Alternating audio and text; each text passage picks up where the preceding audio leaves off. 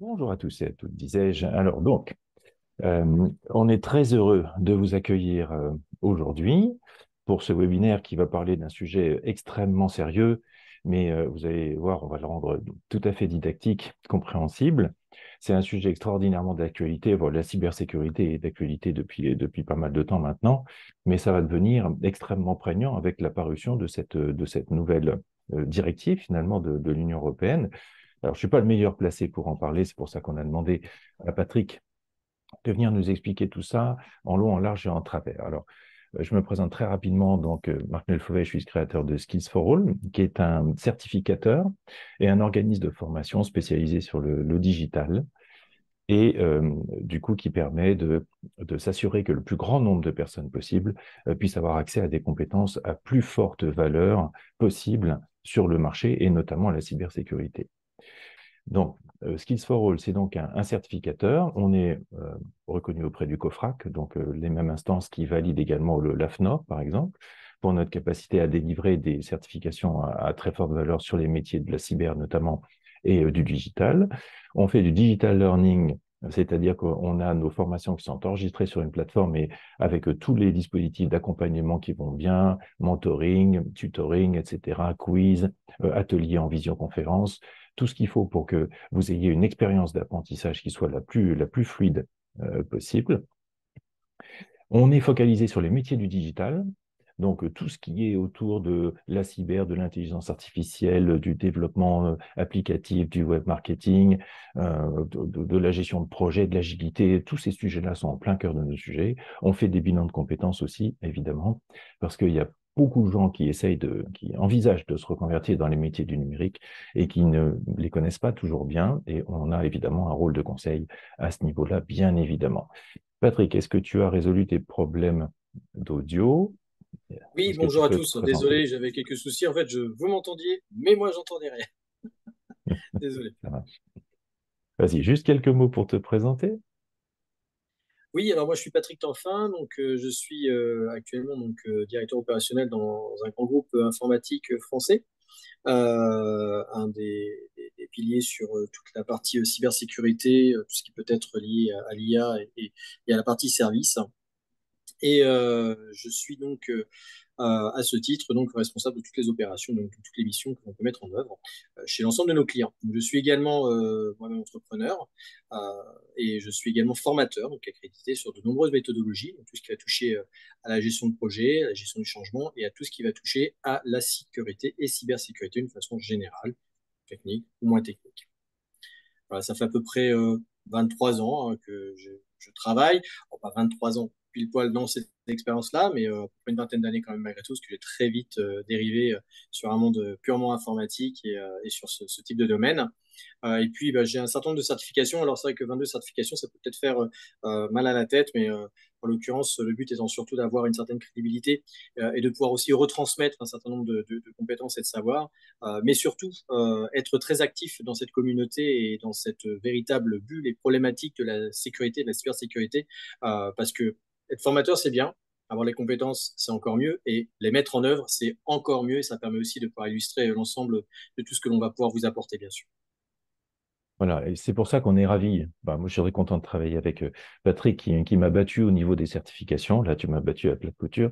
Mais c'est Je rigole. aussi parce que on a besoin et on veut que les formations soient pleines de retours d'expérience.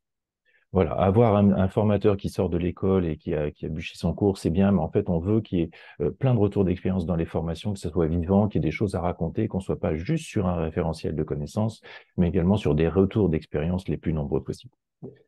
Alors, comment ça va se passer aujourd'hui? Alors, c'est comme à peu près toutes les 4 à 6 semaines, on a un webinaire qui vous est proposé. On essaye de faire le tour de tous les sujets vraiment d'actualité, agilité, IA, tout ce que je vous disais il y a quelques instants, de manière à vous livrer le plus de savoir possible et que vous puissiez identifier et faire vos choix dans toute cette offre de formation, toutes ces offres de métiers, toutes ces offres de certification pour que vous soyez en mesure de voir votre orientation professionnelle ou votre parcours professionnel ou votre évolution professionnelle, parce qu'aujourd'hui, on est dans un monde qui bouge à toute vitesse ça va encore s'accélérer naturellement. Et donc, s'y retrouver dans les métiers du digital, dans le panel des formations possibles et des certifications possibles, ça nous paraît extrêmement important. Posez vos questions. J'ai un œil sur le chat et je rebondirai avec Patrick sur toutes les questions que vous vous posez. Vous les posez au fur et à mesure, s'il vous plaît, pour que ça nous donne la possibilité de répondre tout de suite. Ça sera un petit peu plus sympa que de vous dire non, non, attendez, la fin du webinaire pour poser vos questions. On répondra à toutes les questions à la fin. Je trouve ça pas du tout sympa. Et en plus, bah, quand on a une question en tête, on la pose tout de suite et puis on y répond tout de suite. C'est tout l'intérêt d'avoir des personnes expérimentées. Et puis, je vous encourage à rester jusqu'à la fin parce qu'on aura quelque chose de très sympa à vous proposer, comme toujours à la fin, 10 minutes avant la fin. On vous fera une petite surprise et je suis sûr qu'elle va vous plaire. Alors, notre objectif aujourd'hui, et je vais très vite passer la parole à Patrick, c'est de vous montrer en fait toutes les implications de cette nouvelle réglementation NIS2, réglementation européenne, dont un grand nombre d'acteurs vont être contraints d'être en conformité, et en quoi est-ce qu'elle s'adosse complètement à la norme ISO 27001, qui en est finalement la pierre angulaire. Donc, encore une fois, n'hésitez pas à poser vos questions. Au fur et à mesure, je me permettrai d'interrompre Patrick pour qu'il puisse y répondre ou j'y répondrai. À toi de jouer, Patrick. Merci beaucoup, Marc-Noël. Oui, alors ici, l'objectif, c'est véritablement de mettre en parallèle NIS 2, NIS2, pour Network and Information Security, ici en parallèle de ISO 27001, parce qu'en fait, finalement, on se rend compte que on pourrait même se dire que NIS 2, c'est fortement, voire extrêmement inspiré de ISO 27001 pour mettre en place l'ensemble des clauses qu'il y a et des articles qu'il y a dans cette directive. Alors, c'est une directive. Donc, voyons un petit peu comment ça se passe déjà au niveau du contexte. Il y a un véritable contexte et un enjeu sécurité aujourd'hui qui est extrêmement important, hein. On se rend compte que depuis 2022, on a énormément d'attaques par ransomware qui sont arrivées de plus en plus, hein, plus 95% d'attaques dans sur ce type d'attaque. On se rend compte que tout type d'entreprise, quelle qu'elle soit aujourd'hui, sont ciblées par ce type d'attaque, hein. Bien évidemment, la première cause et le premier facteur de ces attaques sont souvent l'aspect financier, hein, la profitabilité de l'action pour les pirates, pour les personnes malveillantes en tout cas. Et puis, on a d'autres facteurs également qui viennent compléter ces attaques par ransomware, qui sont tous les logiciels malveillants qu'on peut recevoir, et bien on les reçoit potentiellement par mail. Et là, on est à plus 95% des mails reçus possédant potentiellement des éléments malveillants. Il y a une augmentation très forte, hein, de plus 95% qui est également constatée. On a également des cyberattaques d'une façon beaucoup plus ciblée, hein. Je vous donnerai quelques exemples, vous verrez, qui sont de plus en plus fréquentes. On a quand même plus 400%. Et ceci eh bien, fait suite à un certain nombre d'événements et de facteurs qui ont permis justement de pouvoir avoir cette augmentation. Déjà, le numérique augmente énormément. Tout est numérique, tout le monde veut être dans le cloud, donc forcément ça ouvre des portes complémentaires et des difficultés de sécurisation complémentaires. On a énormément d'objets connectés aujourd'hui, hein. On n'a pas juste des ordinateurs, on a également des smartphones, on a plein d'IoT, hein, plein d'objets qui sont totalement connectés. Votre voiture, votre enceinte connectée, votre micro-ondes, votre four, votre radio réveil, votre station météo, votre cadre numérique, parce qu'aujourd'hui, avec le frame, on peut avoir un cadre numérique qui lui-même est connecté. Donc, on a énormément d'éléments qui sont informatisés et connectés. Et ça, eh bien forcément, ça multiplie les vulnérabilités. Alors Nice 2, finalement, elle arrive dans un contexte où il y avait déjà Nice 1. Je vais revenir un peu sur l'histoire juste après. Donc on a le Nice. Ah non, je veux bien par contre juste si tu peux revenir, Marc, merci. Donc le Nice 1 qui lui donc était pas suffisamment abouti dans un contexte où il faut l'améliorer pour s'assurer de bien correspondre au marché. On a également la crise du Covid et la guerre en Ukraine qui sont deux facteurs qui ont permis véritablement de tirer un certain nombre de leçons sur notamment la sécurité informatique et sur Nice 1. Donc maintenant on peut switcher sur le slide suivant. Alors, juste pour l'histoire de Nice 2, alors tout d'abord Nice 1 qui est assez récent, hein, parce que ça arrivé en 2016. Il faut savoir que c'est une directive. Qu'est-ce que ça veut dire une directive européenne? Eh bien, c'est pas une loi, c'est pas une réglementation, c'est pas une contrainte. À la base, c'est d'abord une directive. Une directive, on inscrit un cadre et ensuite chaque État doit transposer cette directive pour en créer une réglementation spécifique. Ce qui veut dire qu'il y a bien une transposition de chaque État. Et on s'est aperçu qu'en Nice 2, eh bien, il y a à peu près 21 mois entre la promulgation de la directive et la transposition dans un pays, eh bien, on s'est aperçu qu'avec Nice 2, suite aux différents constats qu'on en a fait en 2020, eh bien, elle était fortement adoptée par les différents pays, sauf à leur sauce. Ça veut dire que chacun faisait un petit peu ce qu'il voulait, hein. On avait une amende de 500 euros si vous ne restez pas les règles de Nice 2 pour certains pays, alors que d'autres, c'était plusieurs millions. On avait vraiment des disparités, des différences en termes d'application, en termes de mise en œuvre, en termes de moyens mis en œuvre, qui finalement ont conduit potentiellement à créer une nouvelle norme, enfin, tu vois, à améliorer cette directive vers la directive Nice 2. Donc en 2022, eh bien, on adopte Nice 2, qui est l'évolution de Nice 1, donc, qui permet donc d'asseoir un certain nombre d'éléments complémentaires et donc de durcir finalement la sécurité et la cybersécurité au travers de cette directive, avec une mise en application qui arrivera 21 mois après, c'est-à-dire octobre 2024 au plus tard. En sachant que plus vous vous préparez au plus tôt, plus c'est simple de pouvoir mettre en œuvre. Si on est en octobre 2024, mettre en place l'ensemble des articles de la directive Nice 2 dans votre organisation, c'est déjà trop tard. Alors Nice 2, un périmètre trop restreint de la Nice 1, liberté d'appréciation trop étendue, aucune uniformité, et puis un partage de l'information finalement qui était assez faible et très complexe. Aujourd'hui, Nice 2 a un véritable intérêt et un enjeu pour l'ensemble de l'Union européenne. Alors, Nice 2, Directive européenne Network and Information Security. Donc, ça va permettre, vous avez RGPD d'un côté, que vous connaissez sûrement, qui permet de protéger l'ensemble des données personnelles, et vous avez la partie sécurité sur l'information et les réseaux, qui est donnée au travers de la directive Nice 2. Ici, l'objectif, c'est véritablement de s'assurer de protéger au maximum l'ensemble des intérêts économiques et gouvernementaux de l'ensemble des États membres. On veut renforcer les réponses à l'ensemble des incidents par des exigences fortes en termes de sécurité de l'information et de cybersécurité. L'objectif, c'est donc d'harmoniser, de renforcer la cybersécurité sur l'ensemble du marché européen. Donc, c'est pour ça que tous les pays membres sont concernés.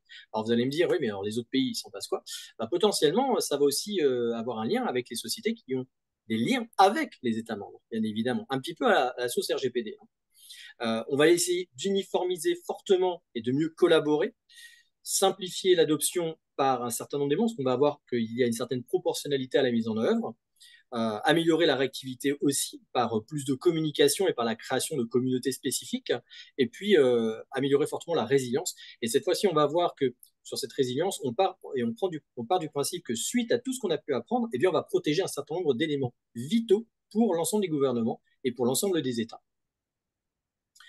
Donc, d'une façon générale, le but, c'est avant tout de protéger et de contraindre les grandes organisations et les organisations à se préparer à ce qui eh bien, va fortement, fatalement arriver à un moment ou à un autre, une attaque cyber.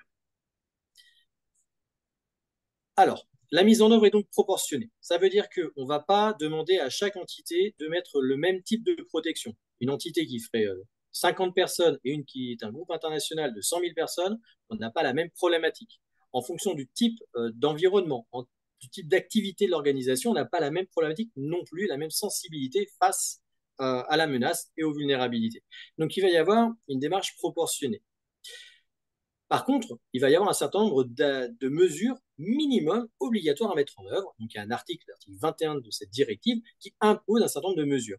Comme vous pouvez le voir, eh bien, les mesures, finalement, on va tout doucement comprendre qu'elles sont très, très proches de l'ISO 27001, notamment des politiques relatives à l'analyse des risques, les gestions des incidents, ça aussi on en parle, la continuité des activités, la gestion de crise, tout ce qui est protégé la chaîne d'approvisionnement. Ça, c'est un point extrêmement important sur lequel ils mettront vraiment un accent très fort dans NIS 2, c'est qu'on ne va pas protéger uniquement l'entité, mais également la chaîne d'approvisionnement. Donc, il va falloir faire attention à tout ce qu'il y a autour de votre chaîne d'approvisionnement, vos fournisseurs, vos partenaires.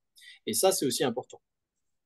On va également mettre en place toute la sécurité en lien avec les acquisitions, le développement des applications, la maintenance de toute la partie informatique, tout ce qui va être lié aux réponses à mettre en œuvre.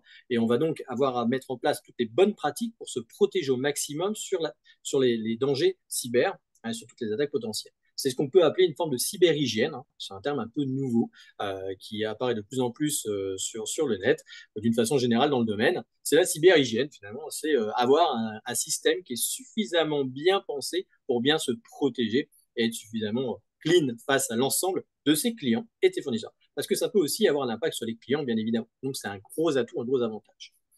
Également, toutes les politiques en termes de cryptographie, de chiffrement, et vous remarquerez qu'il y a aussi des dimensions autres que purement IT, la sécurité des RH, politique des contrôles d'accès, la gestion des actifs. Alors, la politique des contrôles d'accès, elle pourrait être numérique et physique. NIS 2 ne prend en considération que vraiment la partie cyber. C'est la seule petite différence qu'il va y avoir avec ISO 27001. ISO 27001 étant finalement beaucoup plus étendu, beaucoup plus large que NIS 2 potentiellement.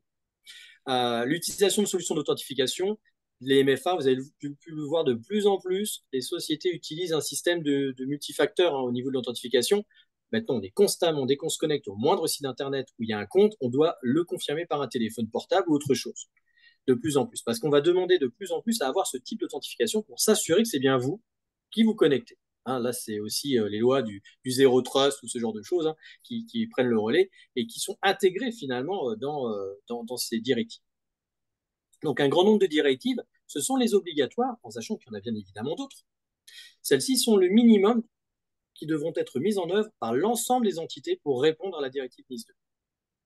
Est-ce qu'il y a peut-être des questions à cet endroit-là pour le moment? Parce que je peux pas, je n'ai pas lu potentiellement. Est-ce qu'il y Euh, a, il y a une il y a des question critères sur, d'admissibilité? Oui. oui, il y a une Comment? question sur la mise en place de NIS2 sera-t-elle obligatoire pour toutes les entreprises, quelle que soit leur taille? Alors, pas du tout, justement. Alors, on n'a pas ces slides, ou le slide est après, potentiellement. Il y a pas- Il y a des critères. Ah, bah, il est là. Voilà. Il y a des critères spécifiques. Toutes les entités européennes n'ont pas à mettre en place NIS 2. Alors, déjà, euh, toutes les organisations publiques devront être intégrées et mettre en place NIS 2. Ça, c'est obligatoire. Ça sera proportionné, bien sûr, en fonction, parce que les collectivités locales sont petites ou grosses, en fonction de la collectivité, on ne va pas demander la même chose. Par contre, l'État va devoir se protéger. Et ensuite, on va avoir une catégorisation. Alors, dans l'IS1, il y avait un autre type de catégorisation. Maintenant, on a une nouvelle catégorisation beaucoup plus étendue. Il y a 18 secteurs d'activité qui sont concernés. Toutes les entreprises privées qui font partie de ces secteurs d'activité et qui ont deux critères, plus de 50 salariés et plus de 10 millions de chiffres d'affaires. À ce moment-là, elles sont dans la catégorie vous devez mettre en œuvre. Et c'est une obligation légale. Ça veut dire que derrière, si c'est une obligation légale, il y aura des sanctions si ce n'est pas mis en œuvre. Comme RGPD, c'est le même principe. Sauf qu'RGPD était plus étendu en termes de personnes touchées, bien évidemment. Alors, les secteurs qui sont concernés, il y en a qui n'est déjà de Nice 2. Alors, c'est dommage parce qu'il y avait toute une partie de couleurs. En fait, dans la reprise de slide, il n'y a pas les mix de deux couleurs. Alors, je me rappelle par cœur, c'est toute la première partie, tout ce qui est énergie, transport, santé, eau potable, infrastructure numérique et finances font partie de Nice 1. C'est-à-dire que depuis 2016 et depuis 2018 sur la transposition, elles ont obligation de suivre déjà les directives Nice. Donc, aujourd'hui, ça continue, bien évidemment, et c'est même renforcé. La partie fournisseur de services numériques, c'est un peu particulier parce que eux, en fait, ils n'attendent pas la transposition, ils doivent se raccrocher directement à Nice 1 et ils seront raccrochés dans Nice 2 dès la transposition. En fait, ils ont été intégrés très rapidement et donc au 1er janvier 2024, je crois qu'ils intègrent très rapidement Nice 2. En fait, ils sont sensibles. Ils sont sensibles. Et donc, il y a bien deux notions. Vous le voyez en rouge et en jaune, essentiel et important. Essentiel, c'est tout ce qui est vital. C'est-à-dire que si ça, on n'a pas de protection là-dessus, c'est dangereux. Important, c'est le reste des éléments qui restent très importants et qu'il faut protéger. Donc, on rentre forcément dans un ou dans l'autre des axes, des secteurs d'activité, donc ils sont définis par l'annexe de la directive. Tout ce qui se rajoute à Nice 2, et là, il y en a énormément qui sont rajoutés, et ça rentre du coup dans la directive, c'est tout ce qui est fournisseur et services de services TIC, donc toutes les sociétés informatiques finalement. Les eaux usées, ça, c'est très important, les eaux usées, comme d'ailleurs l'eau potable, on en parlera tout à l'heure. La chimie, les espaces, tout ce qui est lié à l'espace, c'est pas les espaces de façon générale, c'est l'espace, c'est tout ce qui est spatial. La recherche, bien sûr, qui est stratégique. Les services postaux, la gestion des déchets, les télécoms, les autorités publiques. Et vous voyez que là, les autorités publiques n'étaient pas intégrées dans NIS 1 et aujourd'hui, elles intègrent complètement NIS 2. C'est-à-dire qu'elles doivent être totalement intégrées dans NIS 2. La partie alimentation et puis les fournisseurs numériques qui, eux, restent bien évidemment des éléments sensibles avec les fournisseurs de services numériques. Il n'y a pas de différence entre les deux, c'est juste moi qui ai remis l'autre, j'aurais peut-être pu les cumuler. Mais parce qu'il y avait deux couleurs différentes normalement, donc il y avait un jeu de couleurs. Pour ça qu'il y a du bleu en bas à gauche, c'était Nice 1 et ensuite les autres. Donc aujourd'hui, tous ces 18 secteurs d'activité sont concernés. Donc ne vous inquiétez pas, si vous n'êtes pas dans ce secteur d'activité et que vous n'êtes pas concerné du tout par NIS 2, vous n'avez pas à le mettre en œuvre. Par contre, quand on regarde réellement la cartographie de ces secteurs, potentiellement, il y a des chances pour que énormément d'entreprises, voire 75% des entreprises en France soient concernées, hein. Donc, il y a quand même un enjeu extrêmement important, en sachant que vous avez été capé par le chiffre d'affaires. Malgré tout, même si ce n'est pas forcément le cas, moi j'ai envie de dire, toutes les entreprises qui ont un lien direct avec ces secteurs d'activité devraient être protégées, se protéger à la hauteur de ce qu'elles doivent l'être, hein. C'est tout simplement une proportionnalité. Et c'est là où justement ISO 27001 est vraiment pertinent, parce que lui aussi intègre en fonction d'une proportionnalité. C'est en fonction de ce que vous avez qu'on le met en œuvre. Et donc du coup, c'est là où ça devient vraiment très pertinent. Alors, l'habilité qui est l'autorité qui est habilitée, ce sont les États pour donner les amendes. On va voir juste après, ce sont les États, c'est tout simplement le gouvernement. Le contrôleur, c'est l'ANSSI pour la France. Attention, l'ANSSI n'a pas le droit de donner des amendes. Ils font des constats et il y aura des audits réguliers qui seront faits par les autorités. Et grâce à ça, derrière, eh bien, il y aura des sanctions. En sachant que dans tous les cas, l'entité qui doit mettre en œuvre NIS 2 et qui ne le fait pas, et pour lesquels il y a un incident de sécurité, bah, c'est encore plus dommageable, hein, par rapport à ces sanctions et par rapport à ce qu'elle pourrait avoir à payer comme amende. Alors, il n'y a, y a que des amendes. Il y a des pays comme la Belgique, ils ont imposé une peine de prison également, en plus des amendes. Donc, c'est même au-delà. Parce qu'on verra qu'il y a un minimum à mettre en place. Par contre, après, on peut aller au-delà du minimum. Alors, regardons la suite. Alors, pourquoi Nice 2? Eh ben, revenons un peu là-dessus. Juste pour vous donner deux exemples. Nice 2, c'est un véritable échec dans les entreprises aujourd'hui. Pourquoi? Parce qu'on a beaucoup de choses qui sont mises en place au niveau informatique, mais souvent, malheureusement, on a des gros trous dans la raquette. Du monitoring qu'on met en place, parce qu'on veut monitorer, on met des indicateurs, et finalement, il n'y a personne qui les regarde, il n'y a personne qui les analyse. Donc, on se retrouve avec un monitoring qui est souvent soit inexistant, soit qui sert absolument à rien du tout, parce qu'on n'analyse pas les problèmes réels et on n'agit pas d'elle. On a des mises à jour qui ne sont pas faites régulièrement, aussi bien sur les OS ou les applications, ou alors elles sont faites a posteriori, de temps en temps, quand on aura remarqué que quelque chose n'allait pas. Non, il faut vraiment avoir une politique avant-gardiste là-dessus et mettre à jour régulièrement l'ensemble des éléments en fonction de ce qui est donné par les éditeurs. Il faut savoir quand même qu'il y a énormément de communautés aujourd'hui qui vous permettent de comprendre et de connaître et de savoir ce qui se met à jour. Les éditeurs poussent des mises à jour, il faut les suivre régulièrement, il faut les publier. Certes, c'est contraignant, mais c'est important pour la sécurité. Les droits d'accès qui ne sont pas revus ou qui sont mal gérés également. On laisse des droits d'accès à des personnes avec des droits à pouvoir alors qu'elles n'ont pas à l'avoir. Euh, Ça aussi, c'est une véritable problématique et un fléau dans les organisations. Les analyses sont souvent anecdotiques, on a peu de constats qui sont faits, peu d'actions qui sont mises en œuvre, et finalement, on ne résout pas les problèmes et on ne traite pas les vulnérabilités en amont. On attend que ça arrive, et quand ça arrive, on se dit, bon, ok, il y avait ça qui n'allait pas. Sauf que là, c'est trop tard. Il y a quand même une entreprise sur 10 qui coule suite à une attaque cyber. C'est quand même énorme. Ça veut dire que potentiellement, il y a un véritable danger pour l'organisation. Un exemple ici qui m'a paru extrêmement pertinent parce que eh bien, c'est un exemple qui n'a rien à voir avec l'informatique. C'est une attaque qui a eu lieu en avril 2022. Alors, c'est apparemment l'Iran. Moi, je suis pas juge, hein, donc c'est ce qui était mis partout, mais je suis pas juge. En tout cas, Israël a été attaqué. Comment ils ont été attaqués? Eh bien, en fait, des hackers ont pris le contrôle de serveurs aux États-Unis, qui étaient les serveurs qui pilotaient les dosages de dépollution de l'eau potable pour l'ensemble des habitants d'Israël. Qu'est-ce qu'ils ont voulu faire? Eh bien, ils ont voulu prendre le contrôle de ces serveurs pour pouvoir modifier les dosages de chlore dans l'eau potable. Sachez quand même que si vous avez un dosage de chlore beaucoup trop important dans l'eau potable, vous allez commencer par avoir des brûlures, des malaises, des diarrhées, des vomissements, jusqu'à la mort. C'est-à-dire que potentiellement, on peut empoisonner l'eau en changeant les dosages de chlore dans la purification de l'eau pour l'eau potable. Imaginez le désastre que ça aurait pu être. Heureusement, ils ont eu vent de cette attaque sur les serveurs et ils ont pu anticiper et empêcher la pollution de cette eau. Mais ça aurait pu être dramatique. Donc même ce genre d'événement peut arriver. Donc il faut protéger les serveurs, il faut protéger ces accès pour éviter que un groupe malveillant puisse attaquer et modifier, parce que là on parle d'une attaque sur un État. C'était l'une des attaques les plus importantes sur un élément civil. Et c'est extrêmement dommage.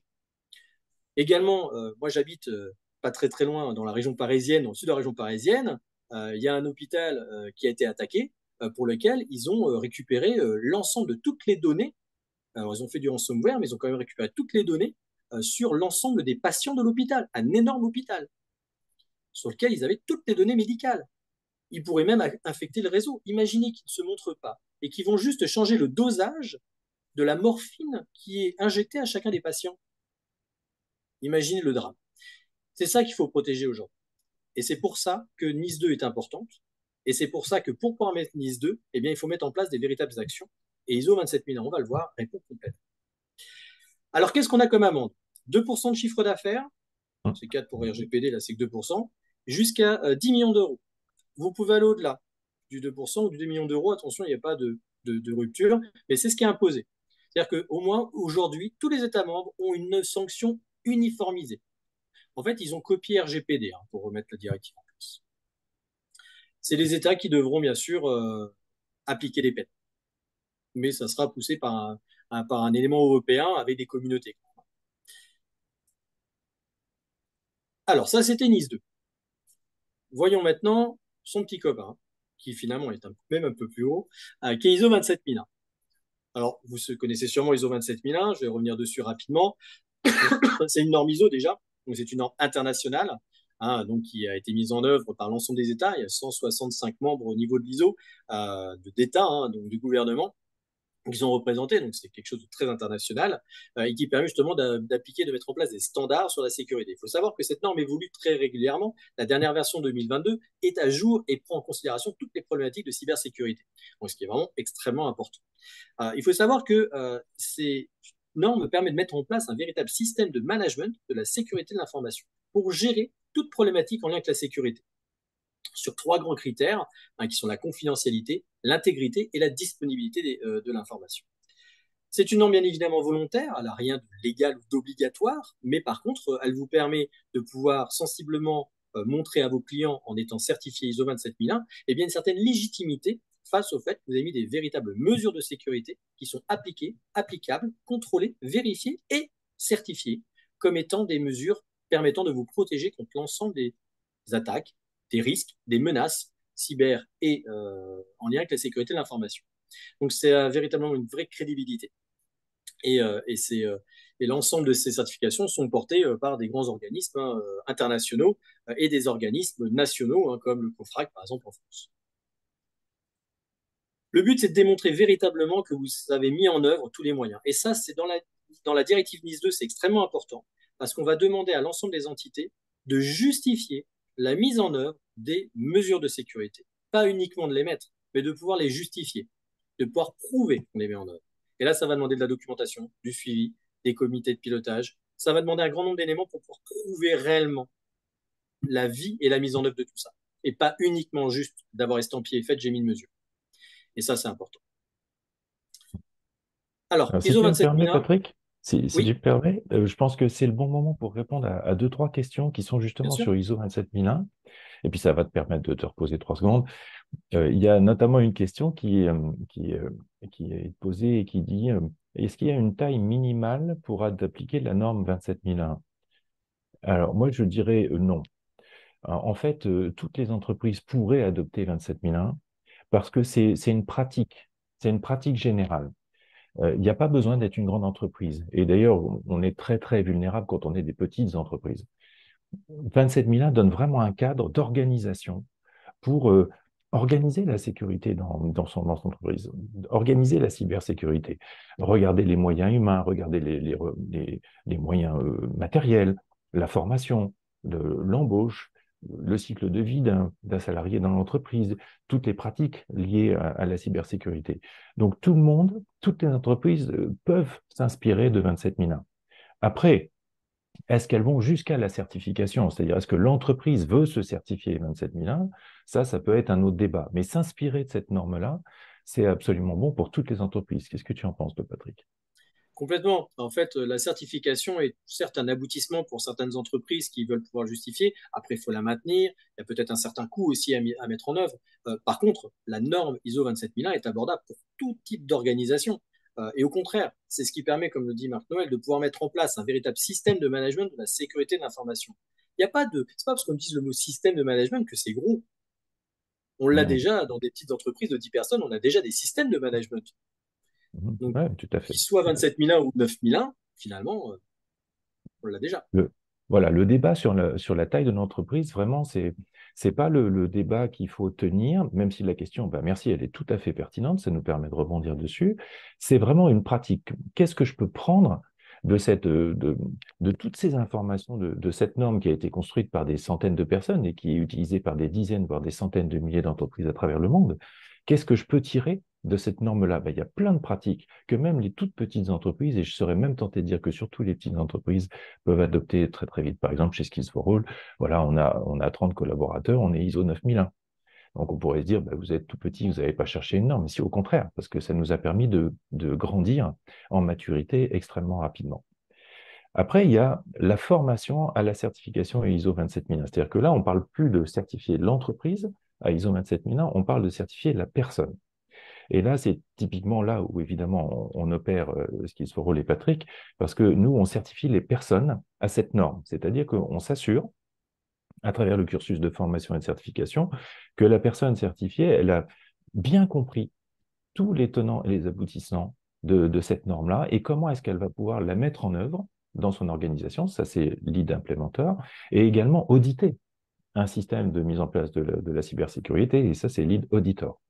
Et donc, nous, notre travail, c'est de certifier les personnes et de rassurer le marché sur la capacité des personnes certifiées à bien comprendre cette norme-là et à savoir la mettre en œuvre dans une organisation ou auditer la mise en œuvre d'une organisation. Après, en Tout à termes de fait. prérequis, voilà, en termes de prérequis, c'est 2 années d'expérience au contact d'un système d'information. Je permets de répondre parce qu'il y a plusieurs questions qui tournent autour de ça. On ne peut pas être complètement extérieur à l'informatique et devenir expert en cybersécurité. Ce n'est pas raisonnable.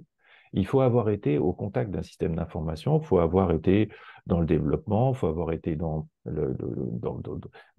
auprès d'ordinateurs, utilisateurs d'ordinateurs, utilisateurs de serveurs, dans le développement logiciel, dans le marketing digital. Bref, il faut savoir ce que c'est que l'informatique au sens large. Il faut savoir ce que c'est que le digital pour devenir vraiment pertinent en cybersécurité. Donc, on demande à ce qu'il y ait 2 années d'expérience au contact d'un système d'information, c'est-à-dire utilisateur de l'informatique. Ça, c'est vraiment le prérequis minimum. Est-ce que tu veux poursuivre un petit peu, Patrick?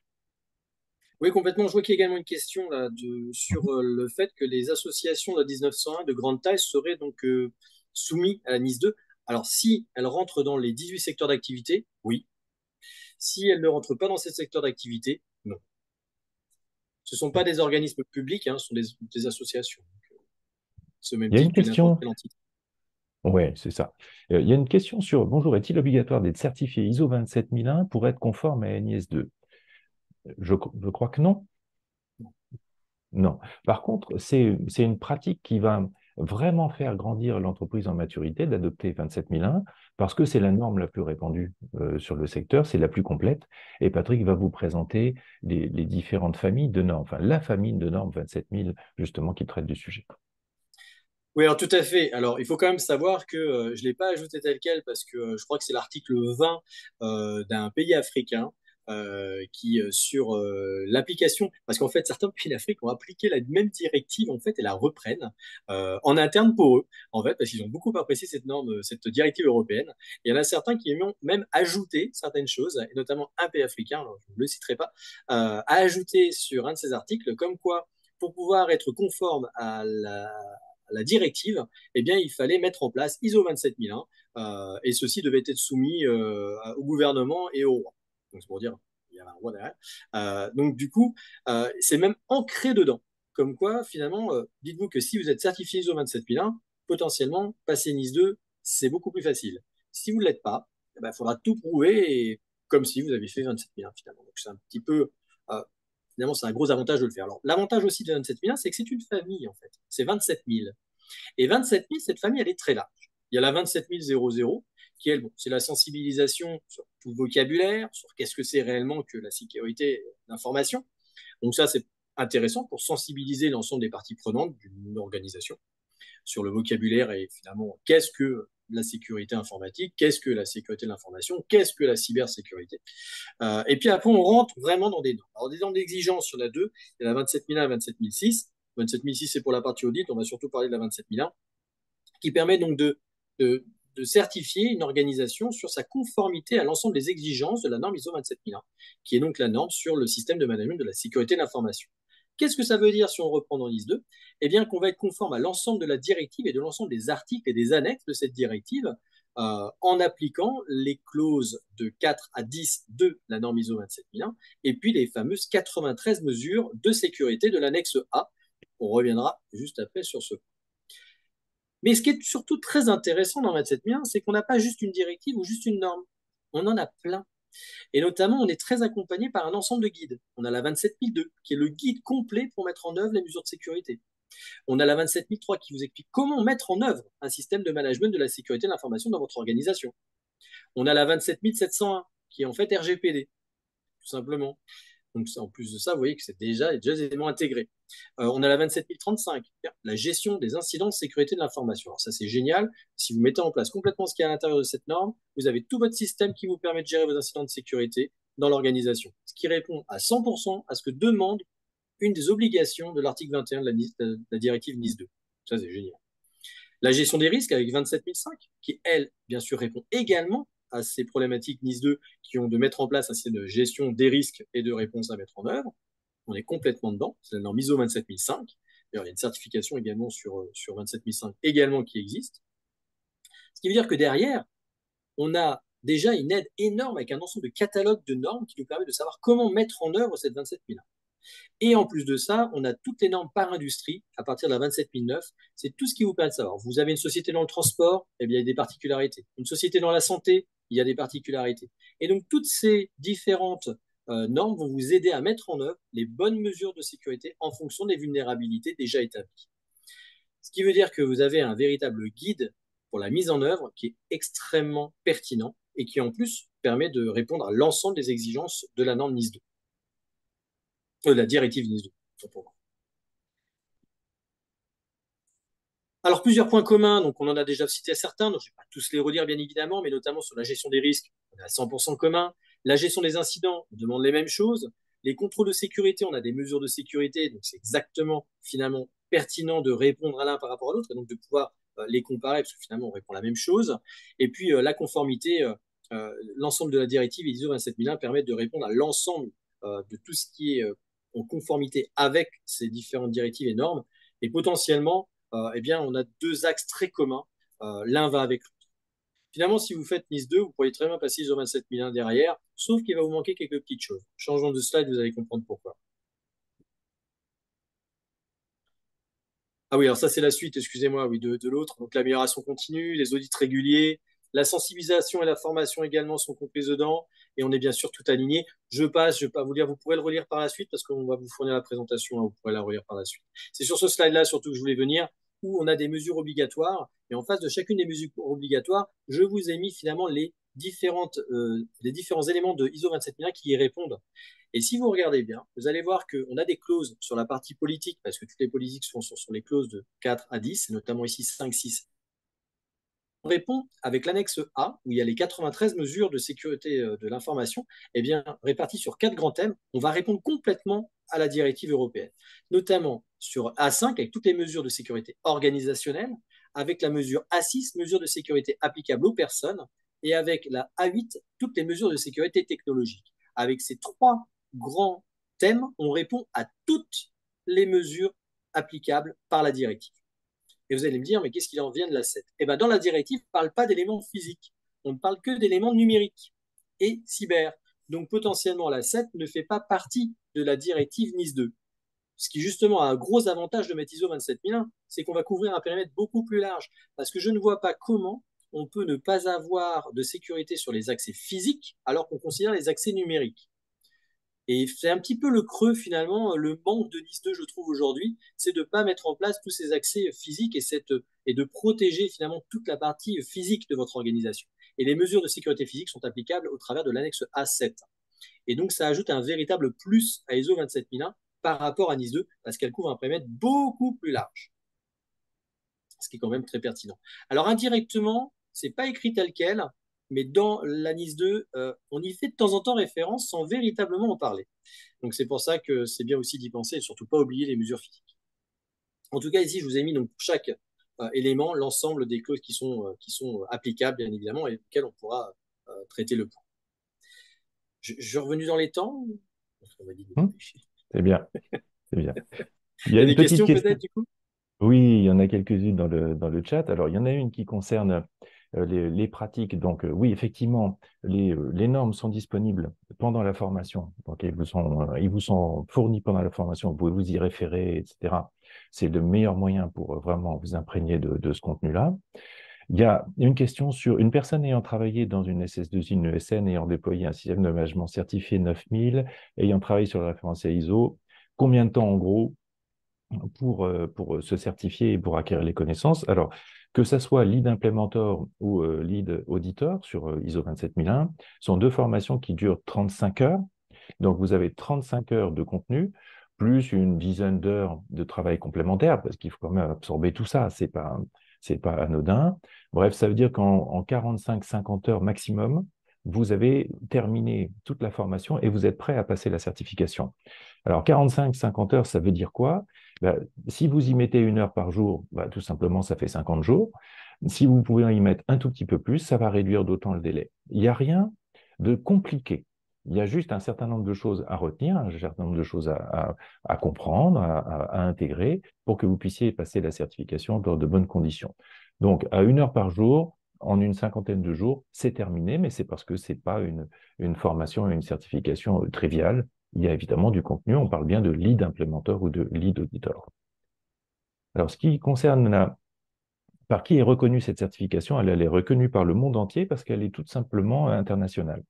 En fait, la certification, les deux certifications qu'on propose, alors les trois, parce qu'on a également 27005 IT et Risk Manager, on va en parler dans quelques minutes, elles sont basées sur une norme qui s'appelle ISO 17024, qui est la manière la plus standardisée de créer et de faire passer des certifications sur le marché. Et c'est une norme qui est internationalement reconnue, ce qui fait que quand vous allez passer la certification auprès de nous, eh bien, elle sera reconnue à l'international, au même type que n'importe quelle autre certification de ce calibre-là, basée sur une norme 17024.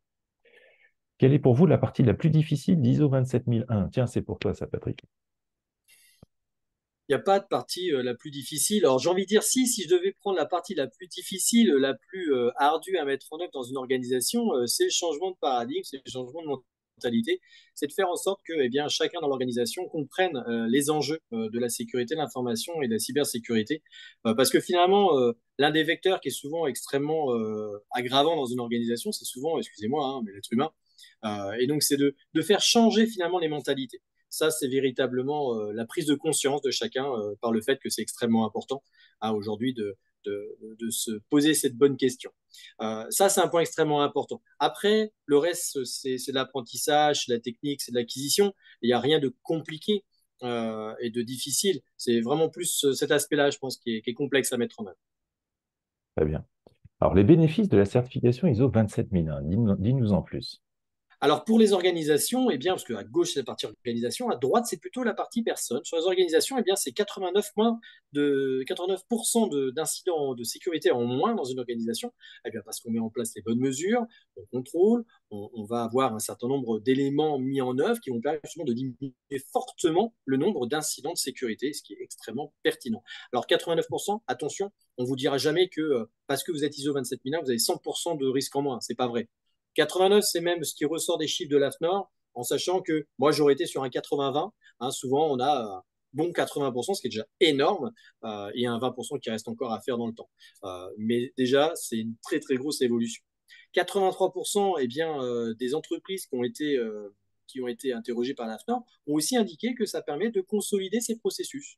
Et ce qui est vrai, en fait, parce qu'on va permettre de repenser ces processus sur l'ensemble de la gestion de la sécurité de l'information et potentiellement de la gestion de l'information tout court, en fait, parce qu'il y a un lien entre les deux. Et donc, c'est très pertinent de repenser correctement ces processus dans l'organisation. Il faudra le faire régulièrement. Ceux qui ne l'ont jamais fait, pensez-y, c'est plutôt une bonne chose. 100% de conformité avec NIS 2, ça, bien évidemment, vous serez 100% conforme, vu que le périmètre d'ISO 27001 couvre NIS 2 et sa directive. Donc, vous serez 100% conforme. Pour la partie personne, eh ben, c'est quoi? C'est reconnaissance de savoir-faire, d'être certifié ISO 27001. C'est un véritable passeport pour démontrer votre maîtrise et puis finalement vous assurer une certaine crédibilité face à l'ensemble de vos clients ou de l'ensemble de vos partenaires en tout cas. c'est une norme qui est reconnue mondialement. C'est une certification, même de personnes, qui est reconnue mondialement et qui, au travers de Skill for All, est accréditée par le COFRAC, donc qui est reconnu hein, par l'ensemble de la communauté. Et ce qui nous amène au petit cadeau qu'on vous a promis. Ouais, c'est Noël. Moi, Alors, j'ai mis un panneau Noël. oui, voilà, tu as déjà anticipé. Bon, alors c'est très à propos, évidemment, mais Noël, c'est pas que c'est pas que l'excuse. On a envie vraiment d'en faire bénéficier le plus grand nombre. La cybersécurité, enfin, on est tous confrontés à ces problématiques-là. On a tous vécu des choses vis-à-vis de la cybersécurité, des vols de données, des corruptions de données, des mails qui ont essayé de nous ficher, des usurpations de carte bleue. Enfin, je veux dire, on a tous vécu malheureusement ça. La cybersécurité, il faut vraiment maintenant la prendre à bras-le-corps. Et la meilleure façon de le faire, c'est de s'adosser à une norme internationale. La 27001, pour nous, c'est absolument certain, c'est la plus universelle, c'est de la plus avancée. Et donc, on a des super tarifs à à vous proposer pour ce webinaire. Et notamment, si vous prenez un combiné 27001 lead implémenteur et lead auditeur, eh ben, on va jusqu'à moins 500 euros de ristourne. Alors, c'est pas anodin, c'est un vrai effort pour nous tous, parce qu'on veut que ces certifications-là, on veut que ces connaissances-là soient disponibles pour le plus grand nombre possible de personnes. Donc, si vous voulez en bénéficier, eh bien, voilà, vous avez ces deux cursus-là, principalement, qui sont deux cursus de 35 heures, qui sont extrêmement fournis, beaucoup d'informations à l'intérieur, beaucoup de documents, des cas d'études, etc., beaucoup de retours d'expérience. Patrick a énormément de choses à raconter sur tous ces sujets-là, et vous allez vous régaler si vous suivez ces formations-ci. Il suffit de biper le QR code ou bien de nous envoyer un petit message sur Contact @skillsforall. Je m'empresse de dire qu'on est les seuls au CPF qui dispensons des formations sur ISO 27000. On a ces deux-là sur 27001 et on a également IT Risk Manager sur 27005. On est les seuls, il n'y en a pas d'autres. Si vous trouvez des offres de formation sur ces référentiels-là, il y a un problème. Ce sont des menteurs. On est les seuls à avoir ces trois certifications-là. Donc, je vous encourage à bien vérifier lorsque vous avez des offres de formation là-dessus, à qui vous faites appel pour que ça soit basé sur la bonne norme et la bonne certification. Comme tu le rappelais tout à l'heure, on est certifié COFRAC, qui est l'instance de certification la plus élevée en France. Hein, il n'y a rien au-dessus du COFRAC. COFRAC accrédite également l'AFNOR, qui est l'Association française de normalisation. Pardon de rentrer dans tous ces détails-là, mais en fait, c'est extrêmement important. C'est pour vous dire à quel point on fait les choses sérieusement. Être reconnu par le COFRAC, tout le monde ne peut pas l'être. C'est un gage de confiance, c'est un gage de qualité, c'est un gage de sérieux. Les certifications que vous allez venir faire chez nous sont des certifications qui sont reconnues internationalement parce qu'elles sont basées sur une norme ouverte sur l'international. Donc n'hésitez pas, soyez rassurés avant de vous lancer dans ce genre de cursus-là. Vous pouvez être complètement rassurés. Il y a eu quelques questions. Alors, bonjour, quels sont les documents de preuve attendus pour un IS2? Seront-ils les mêmes que pour ISO 27001? Eh bien, finalement, on peut se dire que oui, parce qu'en fait, le but, ça va d'apporter la preuve de la mise en œuvre d'une mesure de sécurité. Et ISO 27001, eh bien, pour être certifié, vous demande d'apporter la preuve qu'une mesure de sécurité est mise en œuvre. Ça peut être des comptes rendus, ça peut être des outils de suivi, ça peut être des logs, ça peut être plein de choses. Il faut pouvoir prouver, hein, tout simplement, que c'est mis en œuvre. Au même titre qu'une formation pour prouver, ben, il y a une signature, il y a un suivi, il y a peut-être un examen, ou peut-être même un entretien, des évaluations. Il y a un certain nombre de choses qui peuvent prouver que vous avez passé, suivi et acquis un certain nombre de compétences. Et bien là, pour la mise en œuvre de mesures de sécurité, c'est le même principe. Vous devez prouver la mise en œuvre et l'efficacité dans ISO 27001 de l'ensemble des mesures. Dans NIS 2, on vous demandera la preuve de l'avoir mis en œuvre, pas l'efficacité. C'est un tout petit peu différent et on va encore au-delà. Très bien.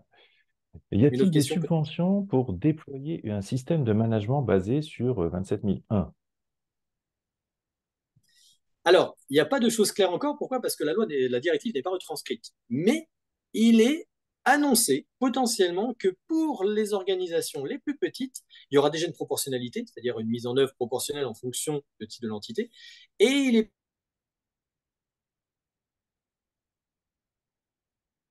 je ne sais pas. En tout cas, je ne peux pas vous dire grand-chose dessus.